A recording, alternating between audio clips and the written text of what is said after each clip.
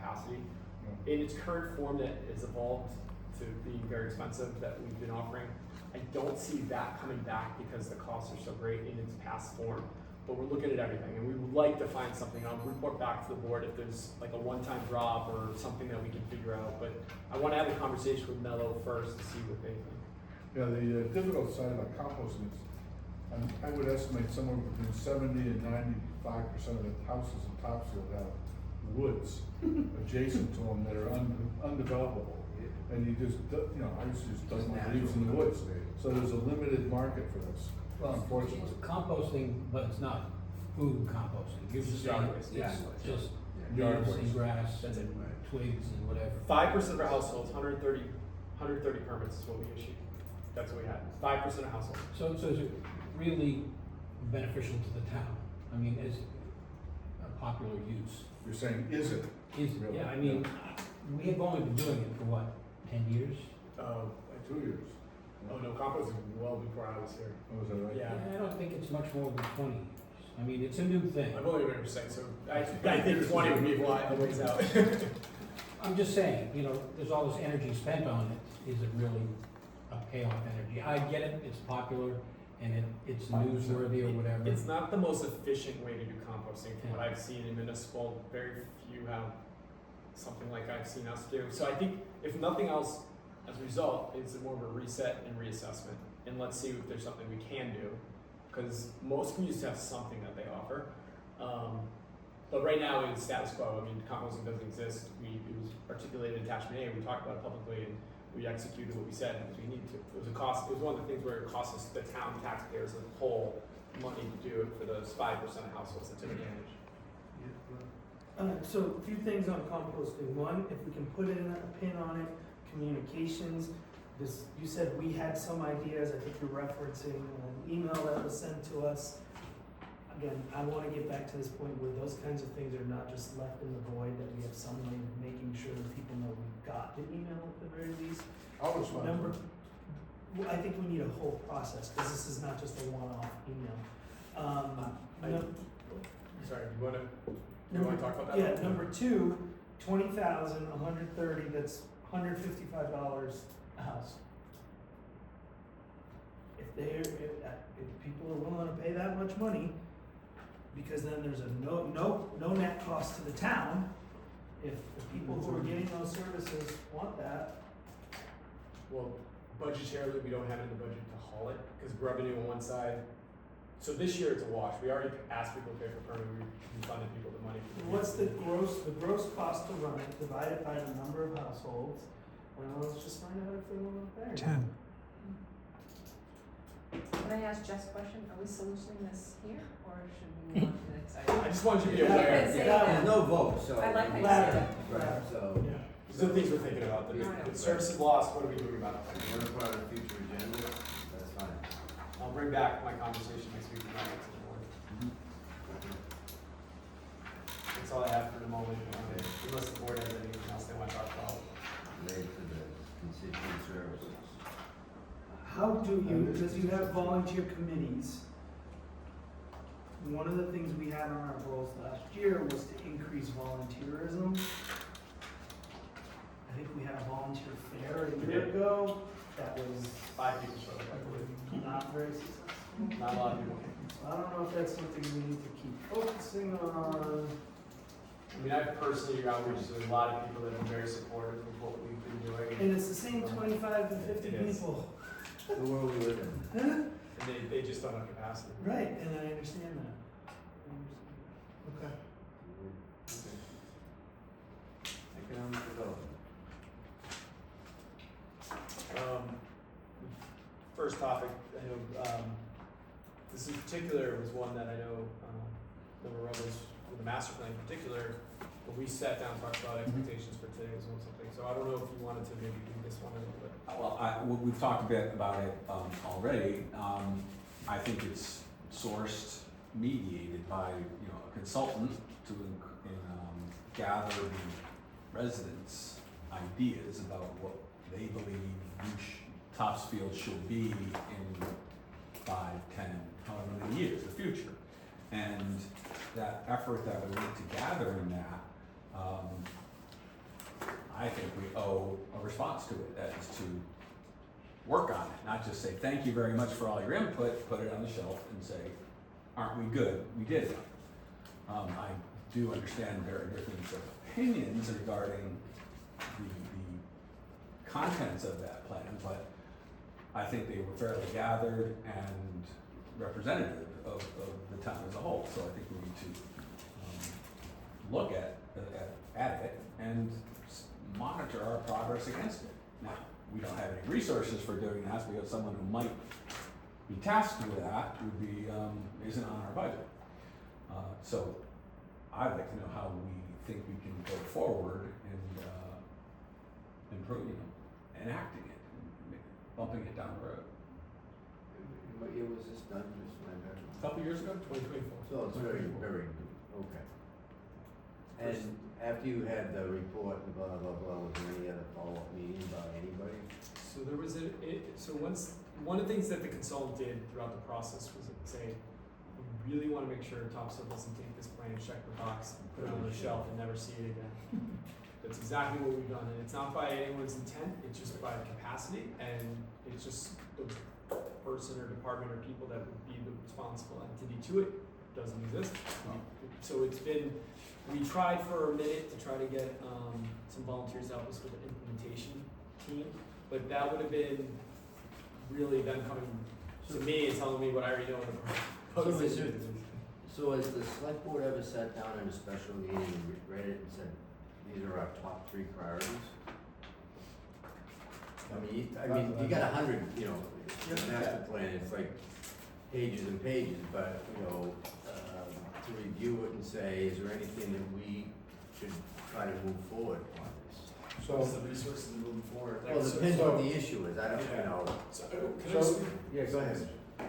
so I've given this some thought, Right. more so than the master plan was being concluded in now, but, there's a number of approaches you can take to this. I put them on a spectrum of many things. One end of the spectrum is we build a small bureaucracy to push the master plan goals as much as possible through the various boards and commissions that are responsible for various aspects of official life here in Topsfield. And if we did that, we'd be spending money on a small bureaucracy to force this upon these boards and commissions. And then they would go to the boards and commissions and say, well, we gotta do this because the master plan says so. And they might say, well, we don't have an actual proposal from anybody to do a project of that type. So we can't do anything until we get an actual proposal. Or they might say, well, we have a responsibility that we're mandated with through state legislation that, planning boards have to do, zoning boards have to do, conscoms have to do. And our responsibility is to those mandated, legally required functions. And so then, what does the planning board, what does the master plan czar do, when they're faced with that conclusion by a board or commission? So the other end of the spectrum is, let's look at the master plan, make sure we cover the main points, especially for our own areas of responsibilities. And when things come before us, make sure we, within the confines of our legally mandated responsibilities, we consider these aspects of the master plan that are considered, that the master plan considered improvements for Topsfield to enact. And when we have something that comes before a board or commission, they keep that in mind as they consider their legally required mandates in processing these issues. That's the other end of the spectrum, and you might guess which end of the spectrum I support. I want to make sure this, because I've heard this from people about the master plan. I just want to read this section. It's in the very first few pages. Just so everyone understands what the master plan is, because to your point, kind of resetting, it's been a couple years, new board members, just the master plan. Topsfield is embarking on a new chapter of growth and progress. As the town continues to evolve, every community does, this master plan will provide a flexible roadmap to guide local decision makers, acting as a bridge between Topsfield's past and its future. This plan recognizes the need for sustainable development to advance community well-being, while preserving what makes Topsfield unique and paying homage to its agricultural heritage. A comprehensive master plan responds to change over time. It's inevitable. It provides a vision to direct and motivate future land use and regulatory decisions for the next 10 years. That there is not boilerplate.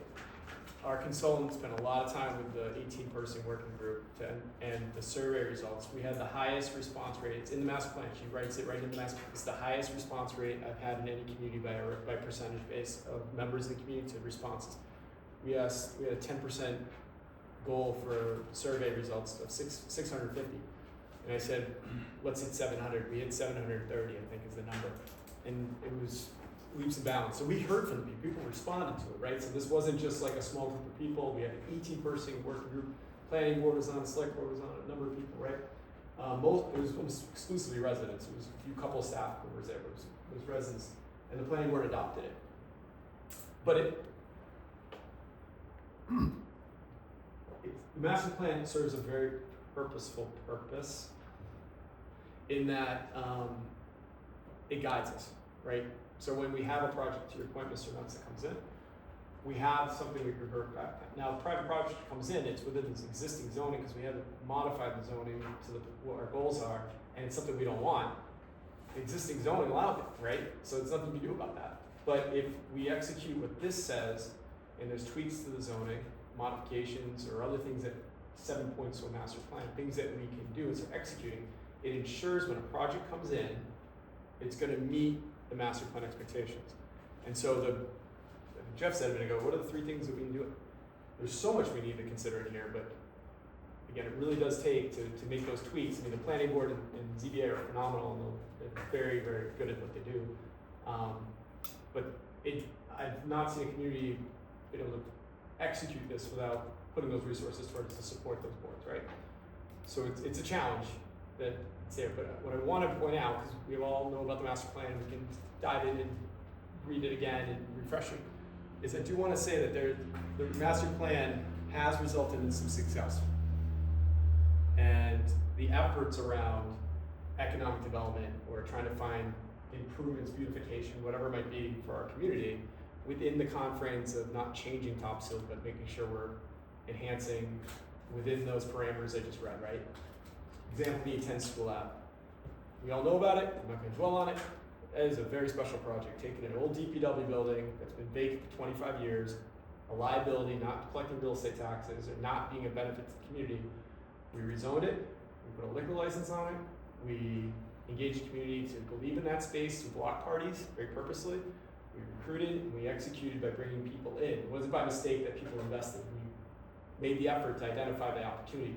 And now we're gonna have something that 93% in 2022 survey that was done by the ECDC, a restaurant coming into downtown. Because no one else, the private entities, we're doing it. But we're having the opportunity to create our own destiny through the master plan goals and through the select board's priorities and goals over the last 5 years around economic development. This is huge. This is not, Jeff, I mean, you know the business. What we've done here is, it's pretty special. We're not done. They're gonna be working this summer, but we're on our way with it. You know, that's what we had. It looked worse before it got tore down too. That's from a few years ago. One lesson for me, Kevin, on this, being on the board, 5th year, nothing happens fast. Right. Everything needs to be intentional. But don't expect this kind of stuff. That's why I think having it written down is at least an important guiding document in terms of where are we trying to get, where have we been trying to get, and where are we still trying to get. And then all this, which the master plan, 100% paid through 3-year mark from the state. Same thing with our wayfinding plans. Same thing with pocket parks, not a single taxpayer dollar. There's a lot of really good things we've been able to do without using local dollars that people have found really excited for. It's created new tax benefits to the town and amenities that people can enjoy. Emerson Homes is another example. We all know about that. It's the 40B on 10 High Street. It's one of the projects that are breaking ground in October. 45 units of housing, 44 affordable units are coming in. The one thing on this that I'll just mention, we've spent years with this. This is a church is selling a piece of their land, so it's members of our community that have decided to sell this for affordable housing purposes. It's a 40B. 40B basically means we aren't at 10% affordable, So they can do whatever they want, zoning doesn't apply, so we don't really have a choice, but we worked really closely with them to get a design that would fit as best they could into the neighborhood. And original design they presented to me 4 years ago was a block, it looked like it could have been any urban center. It was a rectangle, 3 stories, and a flat roof, nothing dynamic. And we pushed really hard and said, that's not gonna fly, guys. If you want this to be a friendly 40B, you gotta do something that has a little more character, that fits the community. Fired the architect, brought a new one in, brought this in, they said, we're getting closer. And I say it was me talking to the board and the priorities, but, so the one thing that allowed this project to happen without any impact or influence to the town is that we're at 8.3% affordable. You have to be at 10 per state regs of defined affordable units in order to control your own destiny. If you're below 10%, any project anywhere can be right next to the common. They can put whatever they can fit as high as they want in. As long as there isn't a public safety component, that's the only way the town can stop a project like that. And it's very rare to legally be able to say a public safety hazard's created. But just want to get to one slide in particular. It's here. This is the one. So we're at 8.6. Sorry, I said 8.2. 8.6. These 44 units. We're going to be at over 10. So until the next census data comes out, there can't be any other 40B projects that come in unless the ZBA decides to allow an affordable project because it's outside of the zone through a friendly 40B. In essence, our zoning is preserved by this project. It takes away any risk that a project would be not favorable for the town could come in the next half a dozen years. And When is that true? Once they just put the first shovel in the ground, or is it lost? comprehensive permits approved. So we're good. So But then they have a couple of years, I mean, if they haven't built it. Right. But it's until the next census. That's the next time it's measured. So if we have, so then it resets, so then they recalculate affordable units versus non-affordable, you have to be at 10%, we might be 9.2 or 9.68 next time, and then we're back to, we're comparatively, a lot of smaller communities like Topsfield in our area are nowhere close to 10%. I think Hammond's like 3 or 4% or 5%, like they've got a lot of work to do. And you see these projects pop up that are much bigger in scale and density in these smaller communities, and people are just do something. It sounds like the state law doesn't allow us to do anything about it. So it's a good project in this sense, and they've designed it in a way that I think is consistent with the neighborhood. And I wasn't able to make it, but I know they had an information meeting last week, and my understanding is that the vast majority of people there didn't have questions about the merits of it. It was all, how do I get on the list to live here?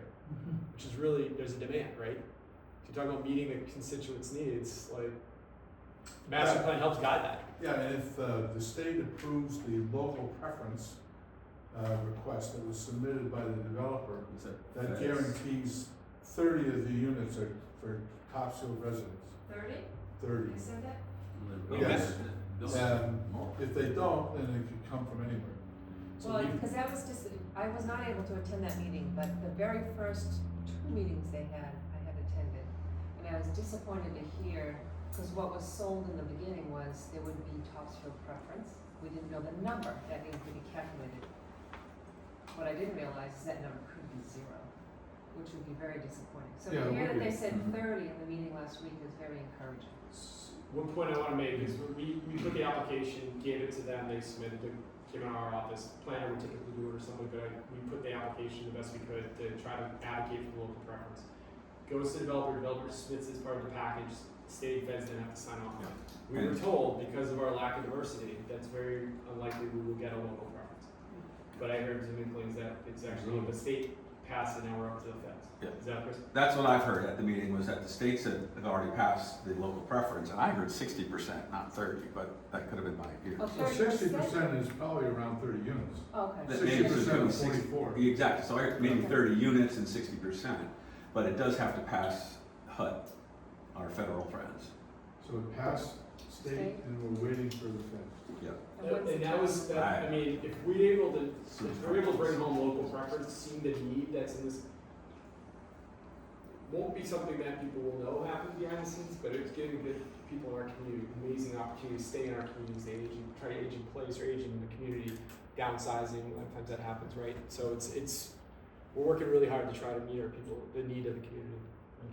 I'm not sure that the master plan, without a master plan, this still would happen. You know, So I guess my question is there any action about the master plan?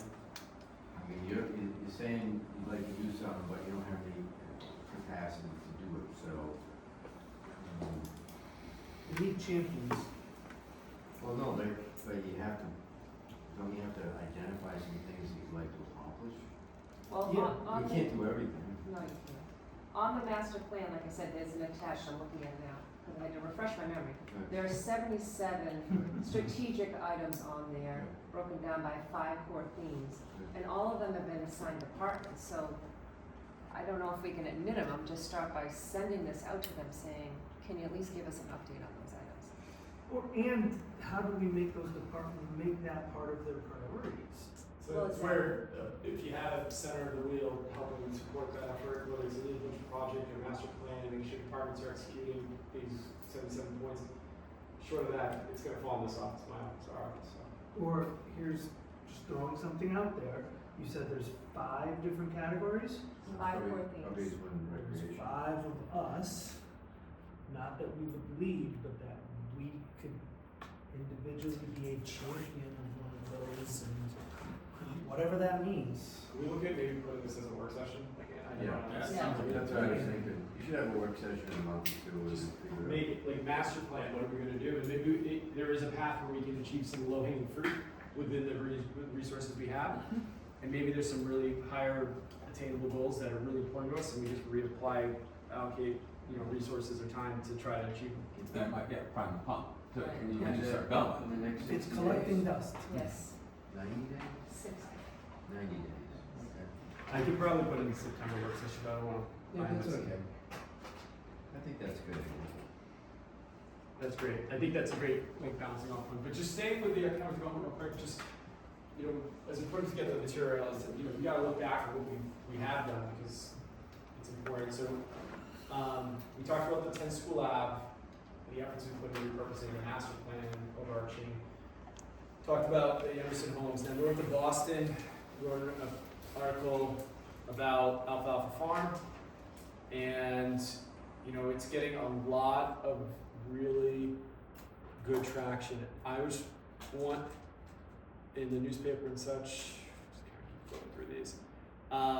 What I will say about that is that parcel, Ben Edelman, who's the executor of the estate when the father passed away, and they've been owned for a couple of decades, but wasn't a lot of investment put in it. They're doing what they were doing. Ben, and I had Ben come in. I met him. What are you planning to do to maximize the amount of money for the family? You have to. It's my job. I said, I get that. We need to try to save this 300-year-old farm. Master plan. We're trying to save a landmark, right? Alfalfa. You're driving on 95. Everybody knows it. It would be devastating to see 5 single-family homes going. So, the 11th hour, got a call from the future owner, the current owner, saying I've got like 24 hours to decide to buy this, sign a P&S. Met with him. He referenced the master plan. He read the master plan. He said, what we want to do here matches the master plan. It sounds like it does. And so we talked about, does the master plan have any value?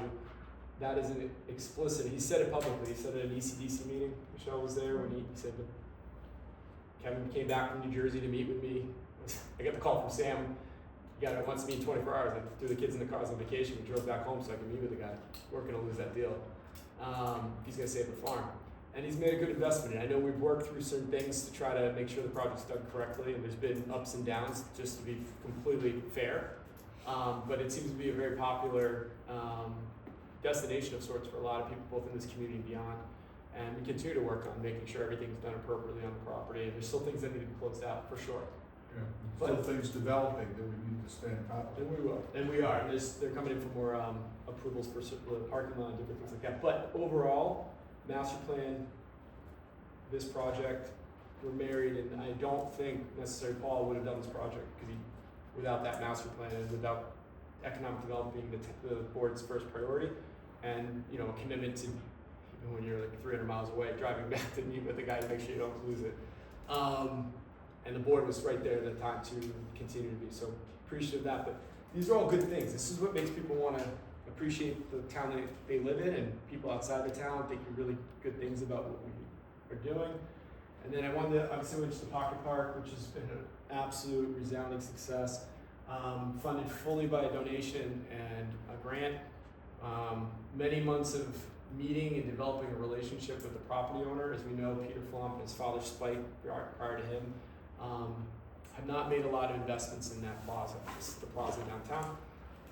One of the number one things I heard when I started is fix the plaza. It's private property. It's not that simple.